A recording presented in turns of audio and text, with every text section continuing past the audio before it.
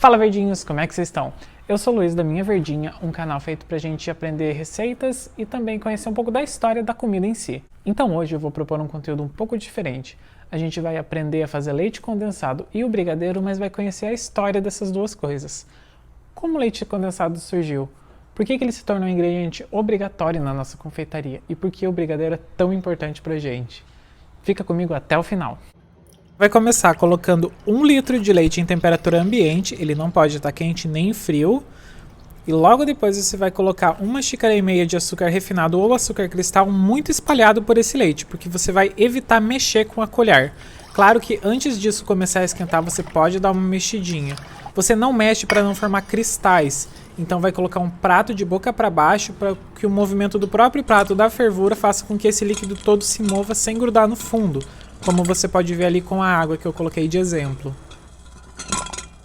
Enquanto o nosso leite condensado está cozinhando ali, a gente consegue conversar um pouco mais sobre essa história. Mas antes, não esquece de se inscrever aqui embaixo, toca no bongzinho para receber todas as notificações, assim você sempre vai saber quando eu postar conteúdo novo.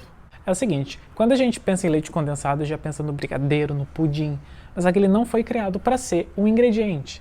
Na verdade, o leite condensado é uma forma de conservar o leite por mais tempo. Ele foi criado como um conservador. A gente volta lá para 1828, quando ainda não existia geladeira e estavam começando a se formar esses métodos de conservação. E um deles era o método Appert, que é basicamente uma garrafa de vidro com vidro bem grosso, que é enchida até a boca com comida. Carne, ovos, leite, frutas, o que quer que seja. Essa garrafa é tampada e colocada a aquecer a 100 graus Celsius por um determinado tempo, dependendo de cada tipo de alimento. Assim, teoricamente, você mata as bactérias, mata aquilo que causa uma doença ali dentro. Só que nesse processo, como o leite, ele acabava se tornando um pouco mais espesso, um pouco mais doce também. A lactose ali, que é o açúcar do leite, começava a caramelizar. Então ficava um leite um pouquinho mais dourado, mais cremoso e mais doce. O leite condensado. E em 1858, um americano chamado Gale Borden levou essa técnica para os Estados Unidos e patenteou ela. Então ele é reconhecido como o inventor do leite condensado. Só que na verdade a Europa já tinha fábricas de leite condensado. A primeira foi Anglo-Swiss Condensed Milk, que foi inaugurada em 1857. Já era uma fabricante de leite condensado. E quando foi levado para os Estados Unidos foi quando aconteceu o boom. Por quê? 3 anos depois que o Gale Borden levou, explodiu a Guerra Civil Americana. E os soldados começaram a levar esse leite diferente para as trincheiras, que era o que eles conseguiam manter lá. Era uma questão de guerra. Então foi assim que o leite condensado primeiro foi levado para as tropas americanas e depois ele começou a se espalhar pela sociedade em si. E vale lembrar que essa é uma época que ele não era usado como um ingrediente, ele era usado como leite comum. Tipo o café com leite, sabe? Coloca uma colher de leite condensado e mistura. Esse era o uso dele. Mas aí, nessa época em que a Guerra Civil Americana estava rolando lá, a Europa não estava mais conseguindo comprar o açúcar puro, né? O açúcar cristal, o açúcar em si. Eles usavam o açúcar que vinha das frutas e de algumas outras coisas, como o do leite condensado. Era um leite que tinha uma concentração de açúcar maior. E foi aí que ele começou a ser incorporado nas confeitarias, como um ingrediente propriamente dito. E surfando essa onda, em 1866 surgiu a Nestlé, que criou o seu próprio leite condensado, chamado Milkmaid, que tinha essa imagem, que já é muito familiar. Como é que isso vem para o Brasil? Em 1890 é quando tem o primeiro registro de importação do leite condensado, em que a Nestlé manda esse produto para o Brasil. Só que ele ainda tinha o rótulo Milkmaid, ele não era produzido no Brasil e poucas pessoas compravam. Ele ainda era um produto mais caro e não era vendido em qualquer lugar. Só que o tempo foi passando, ele foi se popularizando e quando a Nestlé inaugurou a sua fábrica no Brasil, as pessoas não conseguiam pronunciar o nome da marca. Eles chamavam leite da moça, porque tinha uma moça na frente. Então a Nestlé aproveitou isso e em 1921 criou a marca de leite condensado. Dá pra ver nesses anúncios do Estadão, ele realmente era tomado misturado com refrigerante e era essencial para crianças. Mais dourado, só que ele ainda tá longe de estar pronto. E para saber se está pronto, você vai tentar pegar o mais do meio possível, mais misturado, e vai derrubar em um prato que ficou no freezer resfriando. Por quê? Quente ele vai sempre estar líquido.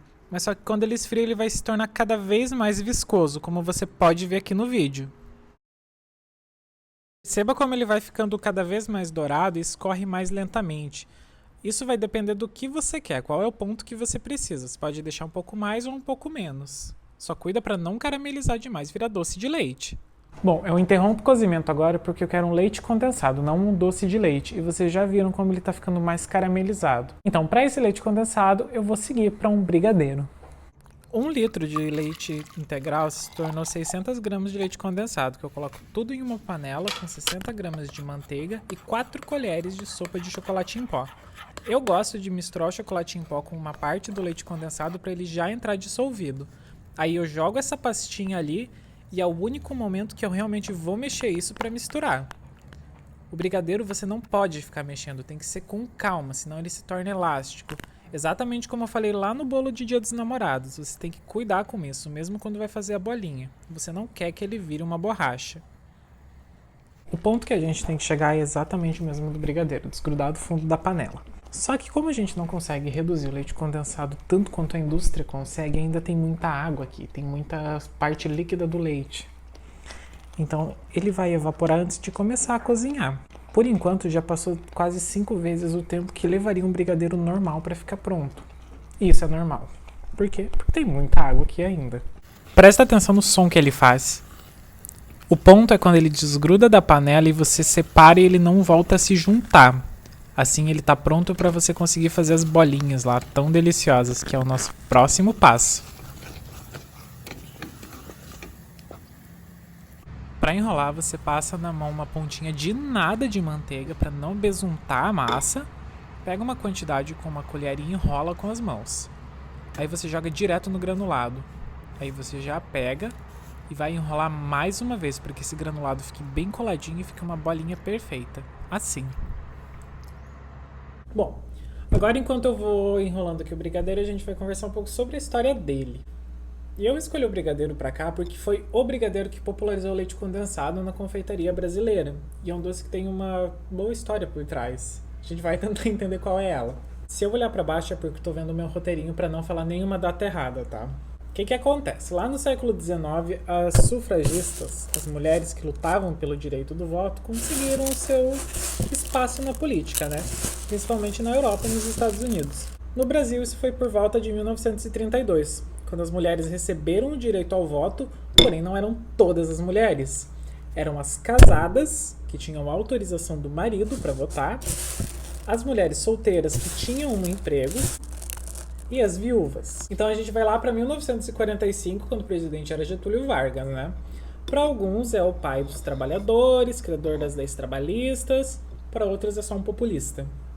E para o brigadeiro Eduardo Gomes, era a segunda opção. Era apenas um populista. E o brigadeiro Eduardo Gomes se juntou ao UDN justamente para combater o populismo de Vargas. O brigadeiro, para simplificar muito, era o equivalente a um general na época. O general do exército hoje era o brigadeiro da época. Muito simplificado, não é exatamente isso. E justamente por criticar o populismo e por sugerir algumas reformas estruturais importantes no país, ele se tornou a melhor opção contra Vargas na época. A candidatura dele, então, para a presidência era óbvia. E justamente nessa época, foi em 45 que as mulheres ganharam o direito ao voto. Não só o direito, mas elas eram obrigadas a votar, assim como toda a população, né? O voto se tornou universal e obrigatório no Brasil. Então, nessa eleição, especialmente, elas foram muito importantes. As mulheres foram muito importantes para as campanhas. E no caso do brigadeiro, ele precisava de financiamento. E quem financiou a campanha foram as mulheres, fazendo um doce à base de leite condensado e chocolate e vendendo nos comícios. Ficou chamado como o doce do brigadeiro. Então as pessoas iam para os comícios para ouvir o brigadeiro falar e para comer o doce do brigadeiro. E o que aconteceu nessa eleição? Ele não ganhou. Quem ganhou foi o Eurico Gaspar Dutra. Porém, esse doce se tornou tão popular que continua sendo chamado de brigadeiro. Ele continua sendo o doce do brigadeiro. Porque ele era uma voz muito importante na sociedade. As pessoas paravam para ouvir ele. Agora outro Cristo ecoou, sacudindo o Brasil inteiro, e o povo na rua gritou: opa, salve, salve o brigadeiro. Mas é claro, né? A gente está falando de Brasil. E aqui a gente sabe que o futuro é incerto e o passado muda o tempo todo. Então pode ser que essa história seja real, pode ser que não. Mas é uma das versões que mais corre sobre a origem do brigadeiro. Em 45, foi quando o leite condensado realmente se popularizou no Brasil. Lembra que eu falei antes de quando a Nestlé criou o leite moça, trouxe efetivamente o leite para o Brasil e começou a produzir aqui? Foi em 21. Só que no começo era algo muito caro, não era para qualquer pessoa. Só que daí o doce começou a se popularizar um pouco mais, o leite condensado em si. Tanto é que a gente pode ver em campanhas que estão no acervo do Estadão, que eu deixei o link aqui na descrição e eu já usei alguns minutos atrás. Mas, gente, eu volto a repetir. A origem da comida é uma coisa muito complicada. Ninguém sabe de verdade de onde vieram as coisas. Ninguém sabe a origem dos alimentos. Porque eles podem ter vindo de qualquer lugar. Muito provavelmente esse doce já existia antes. São ingredientes tão básicos que alguém já deve ter feito isso.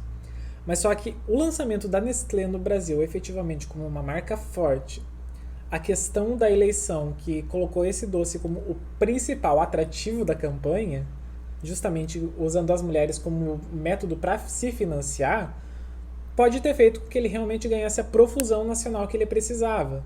Se antes ele estava fechadinho em alguma região, alguma receitinha, aí ele se tornou para o país todo e se tornou um símbolo nacional. Então pode ser que esse não tenha sido o primeiro brigadeiro, mas só que com certeza foi o primeiro mais importante. Então agora chegou a hora de provar.